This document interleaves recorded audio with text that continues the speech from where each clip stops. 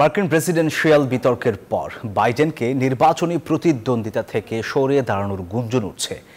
দলের অনেকে প্রেসিডেন্ট পদে বিকল্প প্রার্থীর কথাও বলছেন। তবে নির্বাচন থেকে বাইডেনকে প্রত্যাহার কতটা সহজ হবে?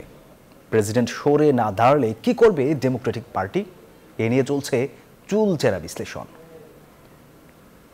1968 সাল মার্কিন প্রেসিডেন্ট প্রার্থী বাছাই নিয়ে ডেমোক্রেট পার্টি ব্যাপক ঝামেলায় পড়ে। তৎকালীন মার্কিন প্রেসিডেন্ট লিন্ডন জনসন নির্বাচনের দৌড় থেকে সরে দাঁড়ানোর ঘোষণাও দেন। সে সময় ডেমোক্রেটরা ভাইস প্রেসিডেন্ট রবার্ট হামফ্রেকে প্রেসিডেন্ট প্রার্থী হিসেবে মনোনয়ন দেন।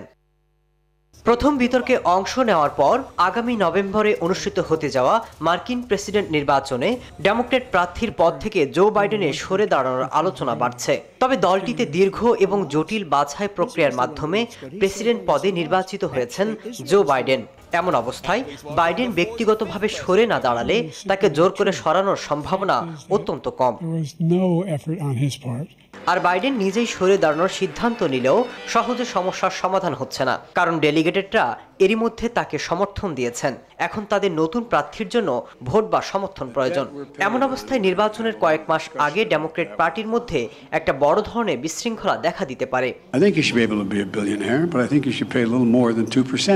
আর বাইডেন যদি শেষ পর্যন্ত প্রার্থিতা ছেড়েই দেন, তাহলে নতুন কাউকে বেছে নেওয়ার জন্য 2 মাসের কম সময় পাবে ডেমোক্রেট পার্টি।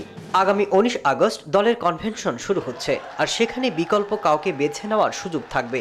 আর সেক্ষেত্রে প্রথমে আসে বাইডেনের ভাইস প্রেসিডেন্ট কামালা হ্যারিসের নাম। আলোচনায় রয়েছে সাবেক ফার্স্ট লেডি মিশেল ওবামার নাম। আর এই বিতর্ক আরো উস্কে দিচ্ছেন নিকি হ্যালিও। মাসুদ রানা, নিউজ 24।